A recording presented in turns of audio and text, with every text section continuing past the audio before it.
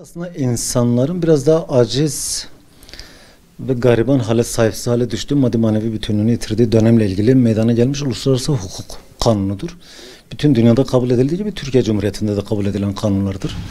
Hasta hakları kendine ait mevzuatı oluşturulmuş.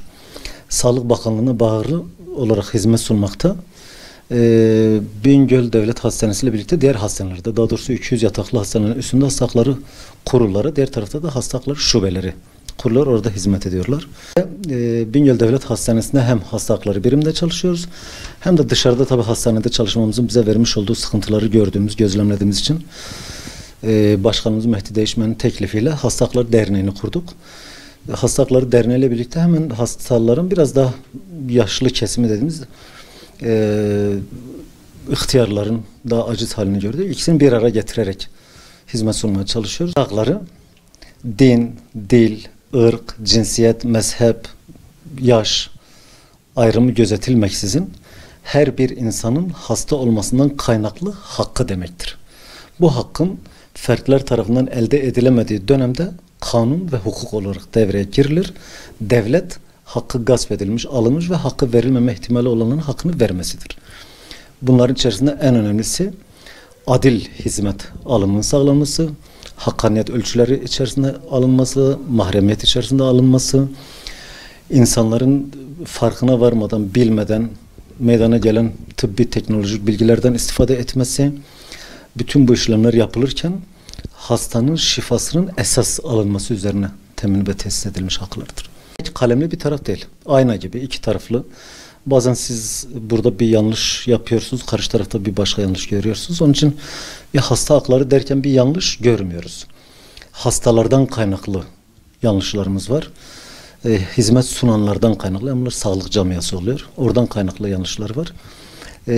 Bazen sağlıkçı camiası kendi yanlışlarını hastalara veriyor. Bazen hastalar kendi yaptıkları yanlışları sağlıkçılara veriyor. Biz iki tarafı da gözetmeye çalışıyoruz. İki tarafın da haklı olduğu tarafları görüyoruz. İki tarafın da kendine göre doğru olduğuna inandığımız işler var. Fakat işin başında arz ettik, hukuku yerleştirmeye çalışıyoruz.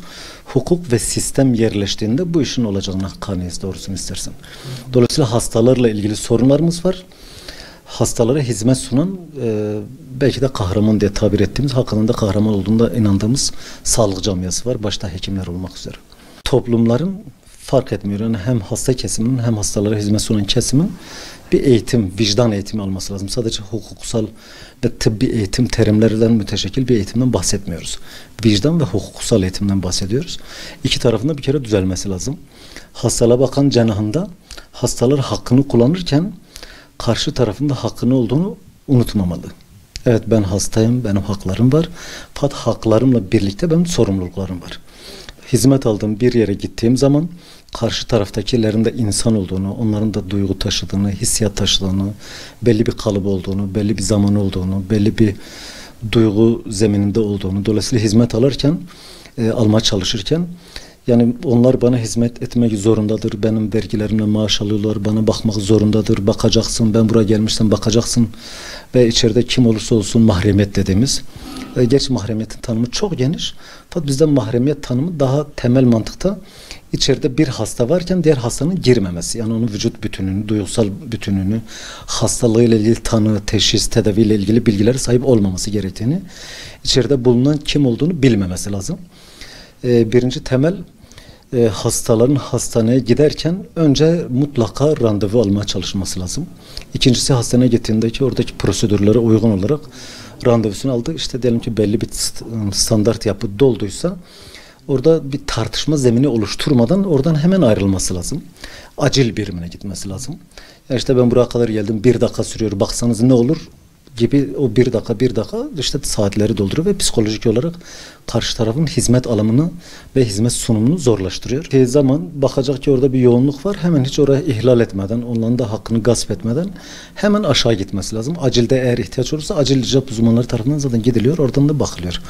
İkincisi, sağlık çalışanları açısından maalesef onda da sorun yaşıyoruz.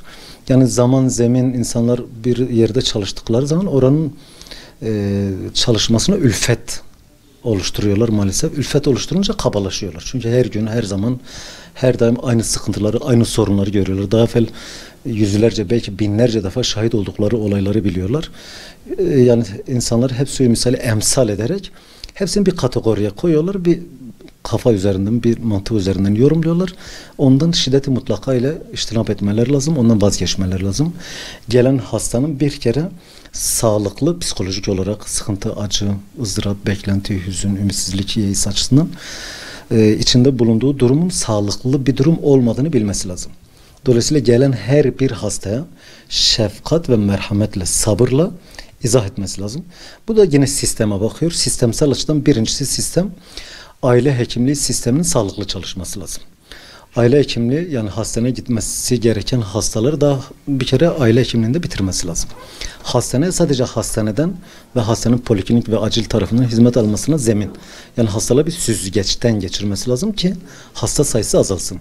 Eğer polikliniklere ve acile giden hasta sayısını düşürmezsek oradaki yığılmalardan kaynaklı bir hizmet problemi yaşamış olacağız. Birincisi o, sistem kendi düzeltmesi lazım, ekart etmesi lazım.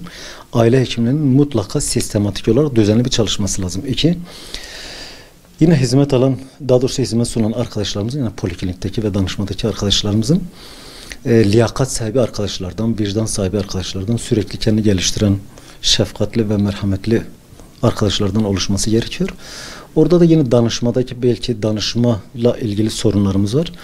Oradaki arkadaşın triyaj sistemi dediğimiz, onları eleyen, eleştiren, belki gerekli yere yönlendirme ve bilgilendirme yapan arkadaşların vasıflı arkadaşlar olması lazım. O arkadaşlar daha baştan ilk içeri giren arkadaşları senin dahiliye gitmen lazım, senin fizik tedavi etmen lazım, senin ortopediye gitmen lazım veya senin bize çok karıştıran işte kardiyoloji, kardiyovasküler arasında karıştırma var. İkisinde de kalp olduğu için kalp cerrahı ve bir yönlendirme olması lazım. Oradaki arkadaşlar bir de bilgilendirme yapması lazım. İçeri girdiğinde, yani bu hastalarla ilgili değil, sistemle ilgili olan tarafını arz ediyorum. İşte sen oraya git, sen buraya git diye güzel bir yönlendirme yapılması lazım. Alınan hasta sayısının mutlaka sürekli, düzenli, inandırıcı bir seviyede gitmesi lazım. Çünkü insanlar diyor ki ya işte ben tanıdığımı ara sokunca oluyor. Bir kere bundan vazgeçmemiz lazım. Ben tanıdığımı arada koysam bir doktor 60 kişiye alıyorsa 60 kişide durması lazım. Yani demek ben torpilim olsa araya girebilirdim inancından vazgeçilmesi lazım. İnsanlar oraya geldiği zaman demek dolmuş, ben artık bakılamıyorum, demek ben acele gitmem lazım diye bir sistemin çok net yerleşmesi lazım. Bu da sistemi yönetenlerin ve yürütenlerin adalet ve hakkaniyet ilkeleri içerisinde devamlı, sürekli inandırıcı hizmet sunmalarına bağlı. Hasta arkadaşlarımız, mutlaka hizmet sunan arkadaşlarımızın da insan olduğunu, gerçekten başarılı olmak istediklerini, gerçekten hizmet sunmak istediklerini, gerçekten insanlara fayda verdiklerinde evlerine, ailelerinin, anasının, babasının, evladının yanına gittiğinde mutlu olduğunu inanmaları lazım. İkincisi, hizmet sunan arkadaşlarımızın da hizmet alan arkadaşların, yani hastalarının kendi anneleri, babaları gibi birer birey olduğunu, duyguları olduğunu, mutlaka acı ve sıkıntı, ızdırap içerisinde olduklarını, dolayısıyla elinden geldiği nispette şefkat ve merhametle, anlayışla hizmet sunması lazım.